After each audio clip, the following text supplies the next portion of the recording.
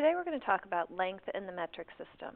Now there are two systems of measurement, customary and metric, and each system has different units to measure length. In the customary system, we have inches and feet and yards and miles. And in the metric system, they have millimeters, centimeters, meters, and kilometers. There's also a couple other units of measurement that go in between these, but they're not the common ones. These four are the most common units of measurement that we use for length. So these are the ones we're going to focus on today. Now, a millimeter is about the thickness of a dime. So if you think about a dime and you turn that dime on its side and you think about how thick that dime is, that's about equal to 1 millimeter. It's a very, very small unit of measurement. And you can see up here the abbreviation for millimeters are two little m's side by side, millimeters. The unit that's a little bit bigger than a millimeter is called a centimeter. Its abbreviation is cm. Now, centimeters are about the width of a large paper clip. So I'm not talking about the little teeny paper clips. I'm talking about the ones that are larger. And the width of it would be like from this side across to this side. That's the width of a paper clip. So you can see it's still a pretty small unit of measurement, but bigger than a millimeter. The next unit that we have that's bigger than a centimeter is called a meter. Its abbreviation is m. And a meter is about the length of a baseball bat. So think about a baseball bat. I'm talking about the length of the baseball bat. So the length of the baseball bat would go like from this end to this end. That would be the length. Okay, so that gives you an idea as to how meters are significantly bigger than centimeters. They're going to be used to measure things that are bigger.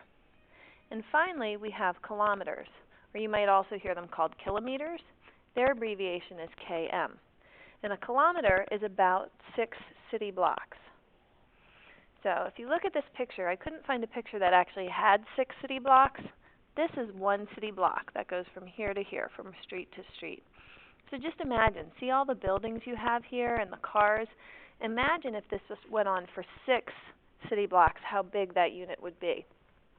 So kilometers are going to be used to measure things that are very large.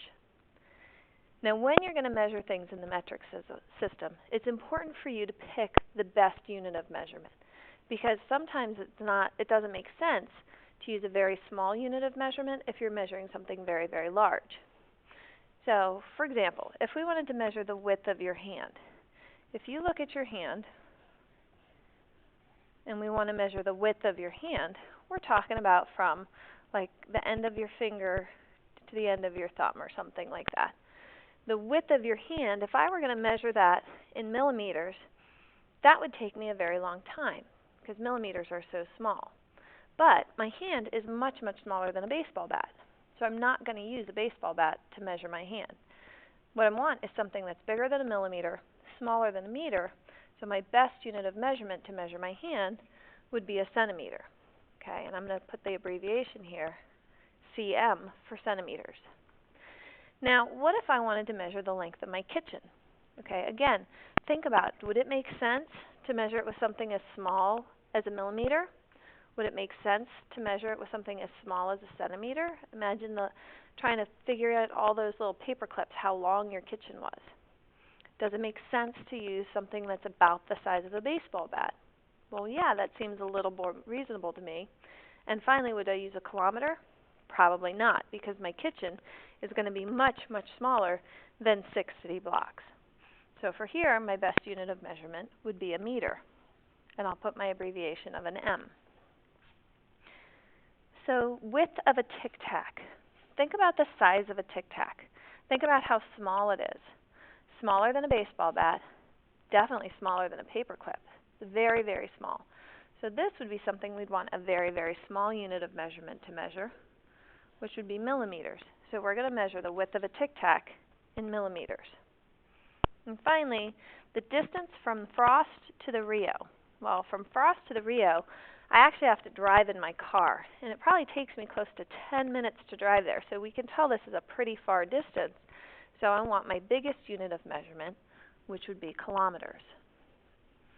Okay, so when you're thinking about which unit of measurement you want to use to measure something, you want to think about how big it is, the item that you're measuring, and what would make the most sense as a unit of measurement. If it's something very big, you're going to use a very big unit of measurement. If it's something very small, you're going to use something very small.